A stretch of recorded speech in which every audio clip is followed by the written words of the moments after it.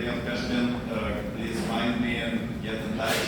I do not apologize about strong views, which I will express on the talk. Let's discuss. I dive right in. This is my caricature of current state of longevity therapy. I think the emperor is naked. There's only one longevity therapy which is functional as far as I know today. It's being at the Foresight event. Why is that the case? So this is Google Analytics for some of the terms, and those keep coming up and away.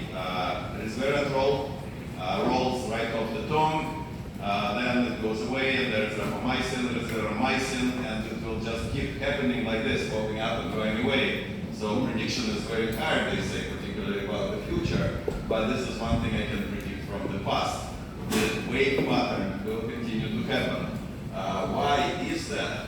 I think there's a disconnect between science and how scientists think about longevity and how entrepreneurs and industry takes this and carries it forward. Science, just by nature, is controversial enterprise.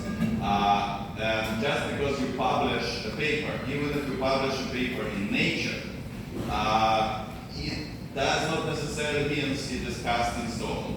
Moreover, over recent decades, Nature has created many journals which have Nature in the name, like Nature Journal of Upper Nasal Cavity. And you always say, oh, we published in Nature.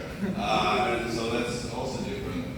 So I'm just illustrating with one of a very popular concept how much controversy is there. These are not my views. We're talking about senescent cells. There are hundreds of companies now trying to find senolytics to clear out senescent cells. It's not clear senescent cells even exist. So this is a major player in the field, Rich Miller, who runs intervention testing program for 20 years, who says, it looks like mass delusion to me that we need to clear out senescent cells.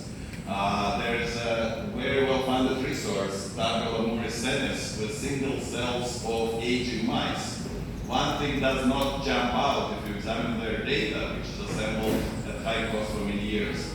You do not find senescent cells anywhere among the millions and millions of cells they characterized.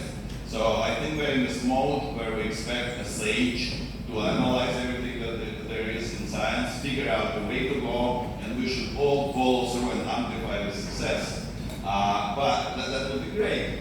However, that's not where we are. We're still at the point where we should invest in exploration. We should fund very different, craziest projects possible in order to find something that will actually dramatically change the field. So I'm very grateful to Amaranth Foundation. I have been funded for them for 2 years to pursue one of, I would say, unorthodox directions.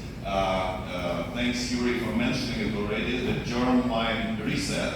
I will just tell you a little bit about this. So, as Yuri said, the idea is that nature has already figured the secret of immortality, just not to our benefit.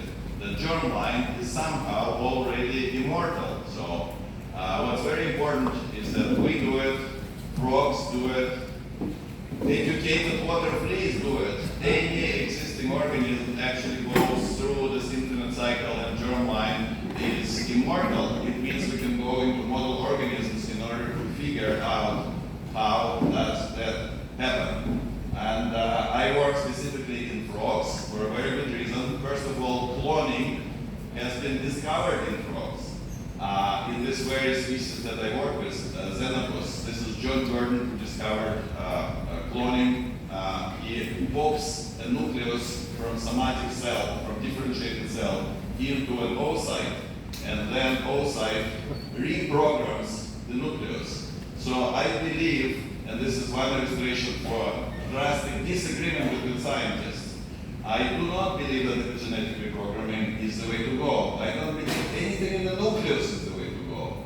I think the magic is actually done by proteins in cytoplasm.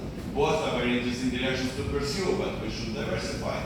And so I work specifically with proteins. You need a lot of protein to do protein measurements.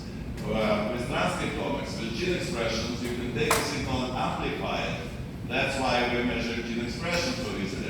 There's no reverse translation. You cannot amplify proteins. So you cannot work with human or mouse or monkey oocytes. This work must be done with a huge oocyte, and you're looking at progressive stages of oocyte maturation until oocyte becomes fertilized. It's a 1 millimeter ball, it's caviar. And so my work, just without going into technical details, is about understanding where is this magic, at what point of maturation it actually digests protein aggregates, does other quality control.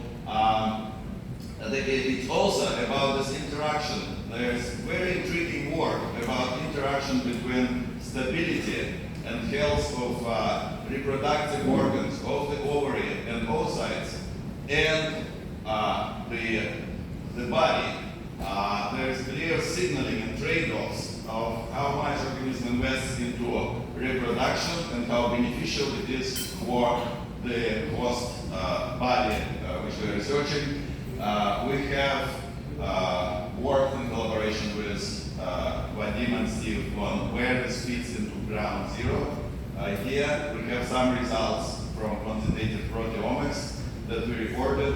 At this point, I'm at the end of my second and last funded year, so I need support to continue. And this is the cartoon. I am the character and co-producer of animated movie about longevity research, which I hope will come out maybe in about a year. So this is me coming with a new therapy based on the program of rejuvenation in oocytes, hopefully in 5 years. Thank you.